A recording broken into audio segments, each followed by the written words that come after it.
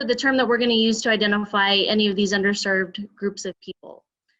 Limited resource, that is a person with direct or indirect gross farm sales for not more than 179,000 for FY 2021 in each of the previous years, and a person with a total household income at or below the national poverty level for a family of 4 or less than 50% of the county median household income in each of the previous 2 years. So if you think that you may fit into this, you can visit this website highlighted in blue, and it's just going to ask, you know, what state you're in, what county you're in, ask you a few questions, and then it will determine if you qualify as limited resource or not. Beginning farmer and rancher, that just means that you couldn't have been farming and ranching for more than 10 years. So these 3 USDA terms are going to come into play here in just a little bit, and they will be to your benefit. So NAP, Non-Insured Crop Disaster Assistance Program, or the Crop Insurance Program, as I know it's referred to by a lot of my counterparts and myself. So what it does is provide financial assistance for non-insurable crop losses due to a natural disaster. Big key here is you must be enrolled in the program before the growing season starts. Like I tell people, think of it as liability car insurance. You've got to have coverage before you have the accident, so it will cover the loss. So the terms that I just went over, like I said, they're going to play to your advantage. So if you qualify under socially disadvantaged, limited resource, or beginning farmer or rancher, you don't have to pay the fee for the crop insurance. So I don't know how many farmers I have on the line. I don't know how many ranchers that I have on the line. So the NAP program is kind of split. There's NAP for native grass that's going to play by these rules, and then there's all the other crops that play by another set of rules. So for NAP for native grass, we are going to start providing compensation after a 50% loss. Typically, the Natural Resource Conservation Service and our County Extension Service will do a range loss assessment for us annually. The other thing to remember on this program is we're not worried about the livestock. Just simply signing up for crop insurance on your rangeland, on the native grass. Now, unfortunately, the deadline to get coverage for 2021, that deadline was December 1st of 2020. We do have some late file provisions, so if you didn't get in, I would definitely contact your county office to see, what the requirements are for late file, if they can still squeeze you in or not. So here's an example of our 2019 grazing loss percentages that are approved by our state committee. And in New Mexico, we graze 365 days a year. Arizona, I'm not sure. I think they're probably very similar to us.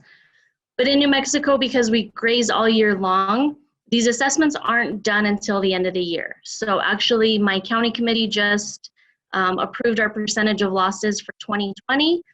That's going to get sent up to our state committee for their recommendation in February. So this map will probably be coming down for the 2020 grazing years sometime the end of February into March. And that's how we're going to get paid. So remember, like what I said is we don't compensate until after a 50% loss. So the first 50% of the loss is on the rancher, then FSA is going to come in and pick that up. For example, 2 of my counties that are almost in the center of the state, Bernalillo and Valencia, last year they were assessed at a 55% loss. So what that means is those ranchers are only going to get actually paid on 5% of their total native grass that they had coverage on. So that's just a little bit of how that program works. Now, like I said, NAP, these are all the other rules that do not apply for native grass. This is going to be all of our orchards, vineyards, and row crops. So, like I said, if you qualify under the socially disadvantaged, limited resource beginning farmer, guess what? You don't have to pay the service fee. And with all these other crops, you can actually buy up your coverage. So what the benefit is to buying up your coverage at 5% increments is you're reducing the percentage of loss that is on your part. So for example, on this table, if you buy your coverage up all the way to 65, that means that you only have to sustain a 35% loss before FSA starts kicking in. And now you're getting 100% of your price instead of 55%. So, and if you are socially disadvantaged, we cut the premium price in half, because anytime you start to buy up, there's a premium attached per acre per crop. So it's just going to depend on how many acres of whatever crop you're going to be insuring. That will determine the premium amount. But like I said, if you qualify under SDA, you have to pay the $325 service fee, and we cut the premium in half. So pretty big win-win deal if you can qualify under any of those three things. So here's a list of all the crops that we can cover under, and it does vary just a little bit between counties and I think states, that if private insurance is available for these crops, you have to go through RA and a private insurance agency to get that. But we're going to look at all this table. Unfortunately, we are already at the very bottom to qualify 2021 NAP coverage. Friday, well actually Monday, since January 31st is a Sunday, that's going to roll over to Monday. That's a pretty big deadline for my counties to get 2021 NAP coverage for alfalfa, mixed forage, peppers, which is going to include all of our green chili, red chili that we all really here in New Mexico, and I think they really like it in Arizona as well. So the top row, unfortunately, the deadline has passed. We do have late file provisions. There are a few hoops that you have to jump through to still obtain coverage, and it's at a certain point, I don't remember how many days it is that you just are out of luck to get it. But like I said, it's very important. I stress oftentimes that it's like car insurance, got to have the coverage before you start raising the crop. So that's all that I've got for now. So we're gonna move on over to the livestock forage program. This one has been huge in the last 10 years that it's been out there, because we have been in such a severe drought for a very long time. So this one is providing compensation for livestock feed losses to drought conditions or fire on federally managed land. Now the rancher must have owned the livestock 60 days prior to the county becoming eligible. You must have a current permit, lease, or deed verifying your ranch operation, and also the term that you can be out there on. I know New Mexico, Arizona, we typically do graze all year long, but I do see some federal leases that are only allowing the person to be out there for maybe 6 months to 3 months out of the year. So we do have to be careful with that. The county the livestock graze in must be in a D2 drought status for 8 weeks consecutively for the county to trigger to be eligible for LFP. This is a huge one. So for 2020, the deadline is going to be Monday, because January 30th falls on a Saturday. That deadline is going to carry over to Monday. So if you have not applied and you qualify, please get into your FSA office immediately. So this program works off of the U.S. Drought Monitor, and at the very bottom you can see the website that you can go and you can check this. It's updated every Thursday. And the reason why I have an example here of December 29th is all of our livestock programs that I'm going to cover today, they run on a calendar year, January 1st through December 31st. Now, for all of them, we give you at least 30 days after the end of the year to compile all your documentation, or simply to get into the office to sign up for this program. So like I said, for livestock forage, it actually ended on December 31st, but we're going to give you 30 extra days to get in to apply. But anyways, for this example, December 29th, 2020, in order to be eligible, like I said, the county has to be in this D2 drought status for 8 weeks consecutively. And it can just be a slight touch of the county. The whole county doesn't have to be in one color.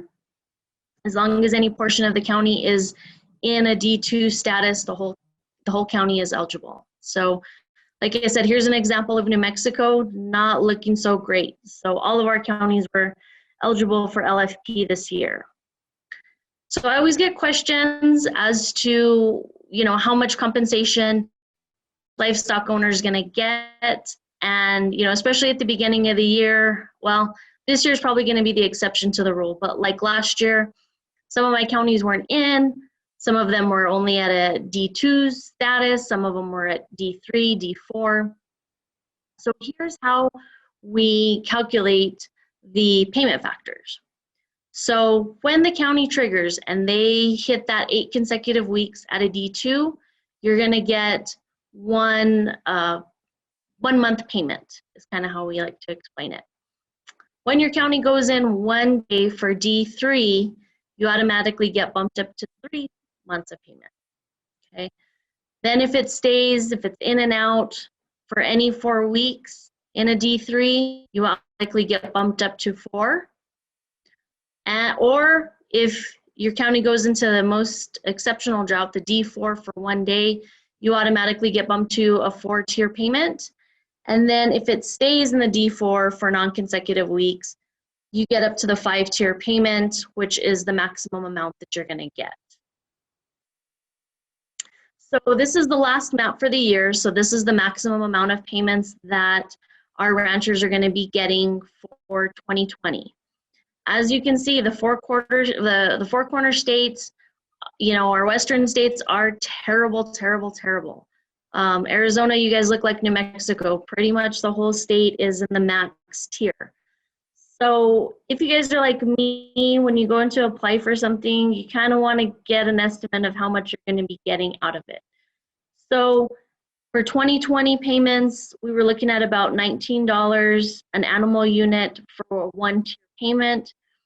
As you can tell, for both of our states and the Four Corners, I don't know if anybody's spilling over into Colorado or Utah, but all those counties are eligible 5-tier payment, which, I know these people are going to need it. I think everybody would rather have rain than getting the money, but this is where we're at for 2020.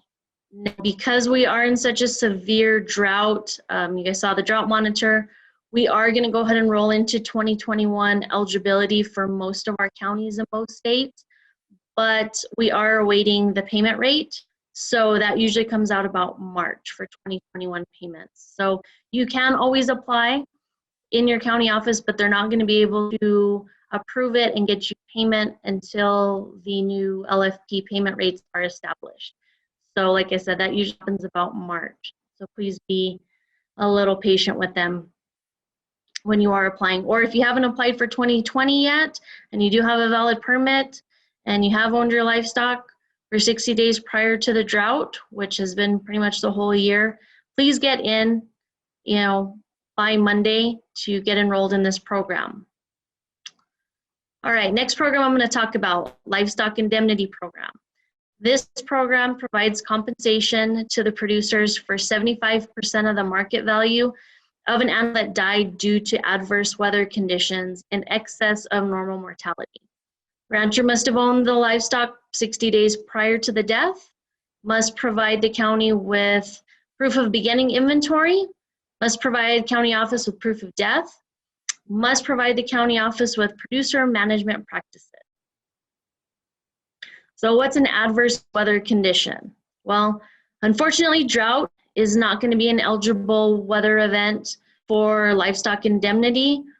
Neither will poor management practices. If you just kind of throw your livestock out on the llano and you don't ever go check on them, you don't ever go make sure that they do have water, that they do have adequate feed, we're not going to compensate you for losing animals that way. Some things that are eligible under this program are going to be floods, blizzards, extreme cold, wildfires, extreme heat, and lightning. And what I always like to tell my producers is call anytime you find livestock dead, call me, report your loss, and I'm going to be able to tell you, yes, we can cover it, or no, we can't. But if you don't ever report it, there's nothing that I can do for you. Now, in that very beginning slide of how you get compensated and how you're eligible, I said in excess of normal mortality. Mortality is a percentage that each state figured, a percentage that you're going to lose any year, because that's what happens in ranching. So New Mexico State Committee has approved these percentage rate normal mortality. For adult beef, it's 1.5%. Non-adult is 3%. That's going to be your heifers, your steers, your calves, horses, sheep. So what this means is for adult cows and bulls, it's 1.5%.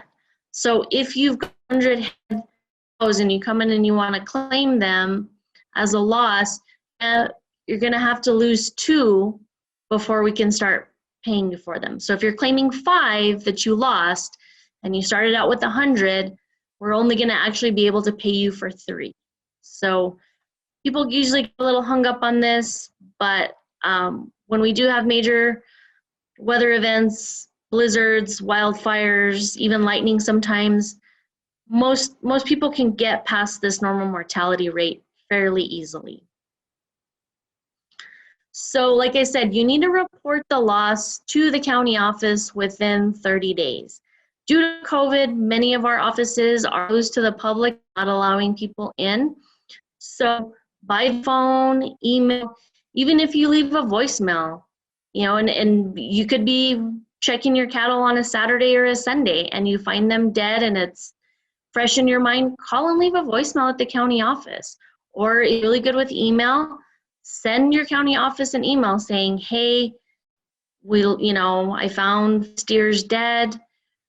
We had, some extreme heat going on. We had an extreme cold break. I mean, it's kind of like right now that we've been getting some snow in some of the areas that don't ever get snow, things of that nature, but you need to report it within 30 days. The nice thing about this program is it runs on a calendar year, January 1st through December 31st. So you can file multiple notice of losses throughout the year. And like I said, that's how you're going to cross your normal mortality rates. Is you may have lost a few animals with the cold storm that we just had with snow, but you didn't lose enough to get over that normal mortality threshold. And then come summertime, maybe we had a freak thunderstorm, a few got struck by lightning. Guess what? Now you're over the normal mortality. We can start compensating you for the livestock that died by the lightning storm. So with this program, like I said, we're only going to be compensating for losses from January 1st through December 31st, but we're going to give you an additional 60 days into the new year to compile all of your documentation to get into the office and sign your actual application for payment and provide us with the supporting documentation. Here's some of the supporting documentation that we're going to request from you. We need your beginning and ending inventory. We've got to tie you down to an inventory for the year. Here's an example of some tax records from one of my counties. I deal with a lot of the Pueblo grazing associations, so their tally counts that they do each year, sometimes they do them twice a year, those will work. Brand inspections, if you have a farm loan with us, they usually go out and do chattel inspections. There are a long laundry list of things that we can accept, but I have highlighted the most popular that most people that have applied for this program with me could come up with fairly easy. Now, the other thing that we do request is proof of death, which is going to be a contemporaneous producer record. Could be something similar to the example that I've got here, a calendar. I know a lot of ranchers have their little pocketbooks that they keep in their shirt pocket each day. Could be on the dash of the pickup truck, whatever it is that you're writing down what you're doing each day. If you went and took salt blocks, if you went and fixed, if it was a crazy snowy day that you got 4 inches of snow that you never get in October. Write it down. This is for us just making sure that you have good management practices. You are doing everything in your capability to keep these animals alive and keep them healthy. The other thing that we do require are pictures of the animal. So I didn't put an example on here because I didn't think anybody really wanted to be looking at a bunch of dead cows, but it is important. Most of us are carrying around a phone with us at all times. Simply snap a couple pictures of that. It's going to capture the date on that, and that way you can just see your account at your time of application for payment. So that's it for the Livestock Indemnity Program. Here's another one that has been very popular in the last few years because of the drought. It is the Emergency Assistance for Livestock Program. This is the program that encompasses livestock water hauling, okay? So your county must hit a D3 drought status for 1 day to be eligible for water transportation. Now, the hang up with this is we will only pay for up to 150 days of water hauling. So going into 2021, I really hope that the weather changes, but if it doesn't, I know we're gonna have a lot of producers capping out at the 150-day maximum payment rate. So like I said, this one is enough of a calendar year, so that's why I used December 29th again on the drought monitor. But if you look at the green arrow, that's just simply showing you what drought status the county had to be in to become eligible for water hauling. So as you can see, all of the counties in New Mexico were eligible for livestock water hauling as of the end of the year. So everybody was eligible for 2020 livestock water hauling. The only thing that people kind of get a little bit confused or they get a little upset is we can only start compensating from the date that the county went into that D3 status. So for some counties that were eligible, it was for 2020, it wasn't until September for a lot of them. So even though that they were hauling water through the summer, we could not compensate them until that date that they hit that D3 status. But anyways, this program runs on a calendar year. So going in 2021, I think a lot of our counties are already eligible for this and probably will be for the rest of the year. But that's how it works. County's got to be in a D3 status for 1 day.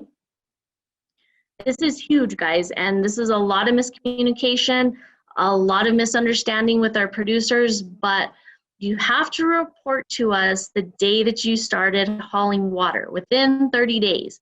So if you started hauling water January 1st, you better call your office by Monday because we can only go back 30 days. So you need to call us within those 30 days of starting to haul water. If you don't, that county office is only going to be able to go back 30 days from that you notified them of that. And if you're getting close to the end of it, sometimes it could make it where it's not necessarily worth your time. So like the livestock forage program, the application for payment deadline is January 30th. So for this program, report your notice of loss, report that date that you start water in 30 days, and then we're going to give you an additional 30 days at the end of the calendar year to get us all of your support documentation. So like I said, like most of our livestock programs, you needed to have owned the livestock 60 days prior to reporting the water hauling. They needed to be physically located in a county where the eligible drought occurred. So sometimes when the drought monitor is only reporting a few counties, and if you're in two different counties, 2 different states sometimes, you know, that your ranch is, and that happens a lot, that your ranch kind of encompasses multiple states. If one of the counties that you're running in isn't eligible for water hauling, we're not going to be able to compensate you for those pastures until, or it just may not be able to compensate it if it never rolled in. You need to be transporting during an eligible grazing term. Like I said, I know for New Mexico, most of our leases are 365, or if it's private property, you can go ahead and graze it all year long, but I know we do have some leases that are not 365. So If you have one of those leases that maybe you can only be out there for 3 months or 6 months, we can only pay you for the time of the term on the lease. Here's another big thing. You needed to have an adequate livestock watering system or facility before the eligible drought occurred. So I know a lot of my ranchers have just got dirt tanks, and that's totally fine, and that's eligible for this program. You didn't collect enough rain or snow to have water for your animals. But I know that there are ranchers out there that take on some pastures that there is no water source. There's no creek, there's no windmill, there's no dirt tanks to catch any type of rainfall. That's not going to be eligible, okay? You can't normally be transporting water to these animals to be eligible for this program. Whatever kind of water facility that you normally had, if you had a creek or some kind of water source that runs through your grazing pastures, and that's where your livestock were watering, that's eligible, because if it dried up during the drought, or like I said, our dirt tanks that it didn't collect enough rainfall. But if you have some pastures that even on the wettest of years, you're gonna have to transport water out there, that's not gonna be eligible. So please keep that in mind. Okay, documentation, water bills, invoices, if you had to hire labor, if you're having to pay for water, if you're paying somebody to transport the water, we're gonna need copies of those receipts. We're gonna need a picture of your livestock watering facility or system, simply because for COVID, we can't run out and do spot checks for me to call you up and say, hey, you said your livestock, your dirt tank or your windmill went dry, let me see it. We're requesting producers to take pictures of the watering system that went dry because of the drought. And then also, if you're not necessarily dumping the water back into the dirt tank, if you're maybe dumping it in some drinkers, please take some pictures of that. We're gonna ask for a contemporaneous record, which was kind of similar to the one that I had showed you guys before. It can be a diary, it can be an Excel spreadsheet, it can be a calendar, like I said, it could be one of those pocket books that you keep around. We just need to see that you're documenting if you're hauling water each day, if it was every other day, if it was twice a week, if it was times a month. We want to see that kind of documentation. All right, so we're going to want to know the number of gallons of water that you transported. So when you come in to apply for your, for your payment, we're going to say, what was the total number of gallons that you transported during this time frame? And then we also want to know the number of eligible livestock that you were hauling water to. We want to know how many cows, how many bulls, heifers, steers, calves, sheep, goats, horses, whatever you were hauling water to, we need to know. We also need to know if you did it yourself, if you had to hire it on, or if you contracted it on. All right, so that's all that I have for the water hauling. Now, I know this isn't drought related, but we have, because of this coronavirus, and it has taken such a hit on agriculture because restaurants are closed, schools are closed, just kind of a weird time for us. Congress allocated the CARES Act, and under the CARES Act, it gave Farm Service Agency this coronavirus food assistance program. So this first round started May 26th and went till September 11th, okay? You can see nationally how many applications nationwide FSA took. We were at basically 10.5 billion nationally in what we paid out in that time frame. And the top three categories, as you can see, for that first round, 5 billion went to cattle, 2.6 to our non-specialty crops, and 1.7 went to dairy. So then they said, okay, restaurants are still closed, schools are still closed, agriculture can't sell anything, the farmers and ranchers need some help. So we did a second round. And that one went from September 21st through, and it just ended last month, December 11th. Now you can see that our applications went up. We paid even more out.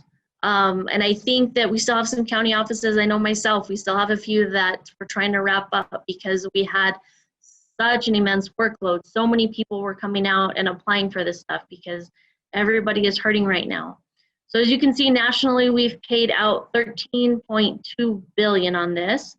Top three, corn was at $3.4 billion, cattle at 2.8, and sales commodities, the way that we paid for all of our row crops was based on their sales revenue for 2019. So I put a little chili there because chili in New Mexico is huge, and that it falls under the sales commodity. So that was at number three, 2.3 billion for that.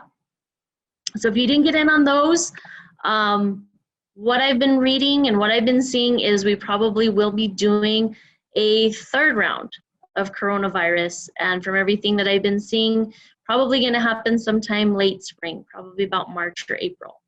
Now, if you don't, correspond with your county office or your state office very well, I would urge you guys to go to farmers.gov, even if you don't do the CFAP backlash. But that is such a great website for all USDA agencies, not just FSA, because they list programs, the deadlines that are coming up. If you have more information, you can click on and it's going to send you to the service center that's going to serve you by your county. It's really, really a great resource. Now, like I said, coronavirus food assistance program blew up nationwide. We had so many people applying that don't normally have with us. So what our national office did was they set up this call center. And I know it's disabled right now because we don't have a third round of coronavirus, but I just wanted to leave this on a slide because if we do this third round, you do have the capability to apply for coronavirus on farmers.gov. You even have to go into a service center. But if you get hung up or the forms are overwhelming, you can call this number. And when you call this call center, these folks are going to walk you through the whole process, and then they're going to send you to the service center where you're located. So it's a really great tool. It's really kind of helped alleviate we still got a lot of phone calls, don't get me wrong, and a lot of emails, but it really kind of helped out the county offices by them setting up this call center. And it helped out a lot of people that weren't sure where their local county office was located, since a lot of us are multiple county services. So like I said, I wanted to leave that there, touch a little bit about that.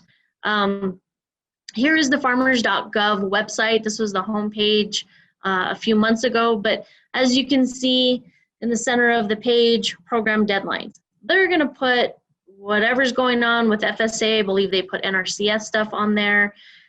A lot of the USDA programs information is going to be on here. Farm Loan Discovery Tool, if you're thinking you may need to go that route and work with our Farm Loans Division, going to kind of help you out. You're just going to answer a few questions and they're going to set you in the right direction. Like I said, this is a great, great website. I would highly recommend everybody set that to their favorites in their web browser, because that's gonna be your number one spot versus any of the texts or emails that are coming out of our offices. Because I know for myself, and I'm sure my counterparts on the line are gonna say that we've just been way overwhelmed and probably not serving our producers as well as we normally do, just because we haven't had the time. But this is my information. If you are in New Mexico and you're not in any of my 4 counties, please don't hesitate to call me, email me.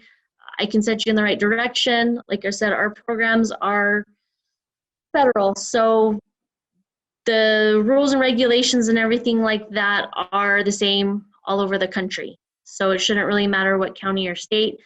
As long as you're eligible, then you can apply at your local service center. I guess we can open it up for questions. Okay, I have one hand up, Lisa. Ernest. The question I have is concerning the livestock forage program, where you can buy additional coverage. And we weren't aware of that, and we're wondering can we go in, let's say tomorrow, and take care of this to get the additional or purchase the additional coverage? Okay, so for the livestock forage program, there is no additional coverage.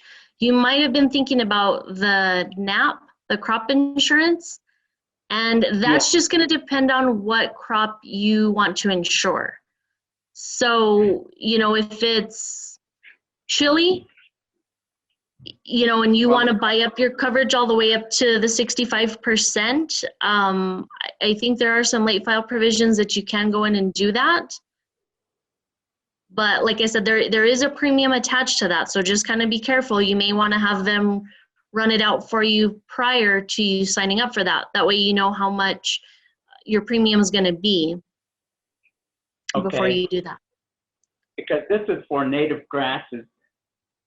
Okay, so like I said, the NAP is kind of a different program because we have native grass, which you cannot buy up. 50% is the maximum. All of our other crops, you can buy up the coverage. So yeah, you didn't miss anything and you weren't misinformed. Unfortunately for the native grass, you cannot buy up your coverage. It's just 50%, 55% of the market price. All right, thank you. Mm-hmm.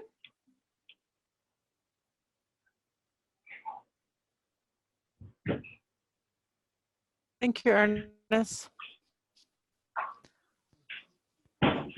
Marjorie?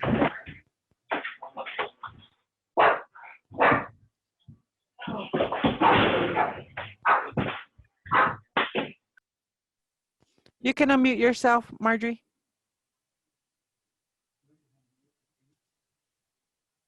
Hi, this is Marge Lantana from Crown Point, New Mexico. Something new to me that you presented is the coronavirus food assistance program. You mentioned that this could be, we could sign up for this program with our cattle industry. What kind of information do you require for this program? Let's say I'm a producer and the cattle producer. So what do I need to sign up for this program? Okay, so between the first round and the second round, on the first round we were paying for, and it was a time frame, I believe it was February through May or something along that line, and we were just paying for, I believe we were paying for the cows and the bulls. I think we were paying for everything, and then also there was a column for the things that you sold. Now on the second round, we were only paying for non-breeding livestock. So that was going to be your calves, your steers, and any heifers that hadn't calved as of, I believe, August 30th. So,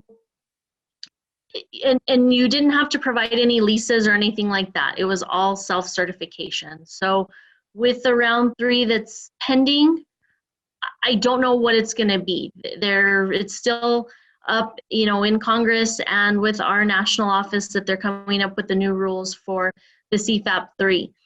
So, you know, both of those were different regarding the livestock and what we could cover and what we couldn't cover.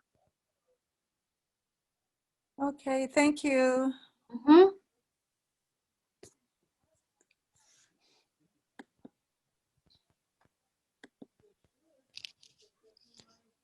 Anyone else have a question?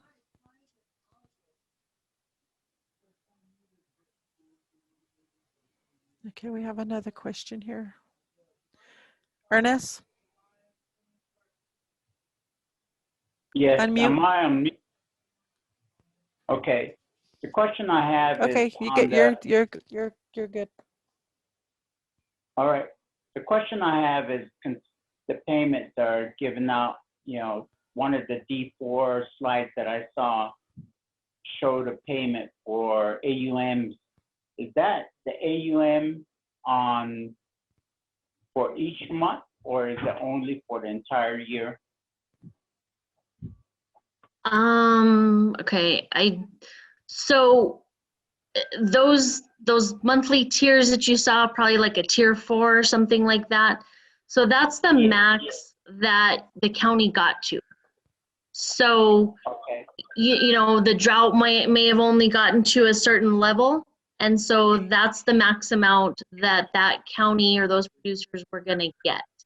And the one thing that I forgot to mention with the livestock forage is, let's say that you applied for it early in the year and your county was only at a 1 month tier, and the drought progressed and the county kept going up to, now we're going to do a 3 month or a 4 month.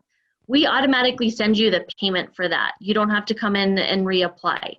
As the drought progresses and the payments, you know, the drought status and the monthly payment status increases, we automatically send you the money until you max out at that 5 tier payment. okay. And the other question I have is, because the Navajo Nation, you're grazing, the majority of people are getting open grazing.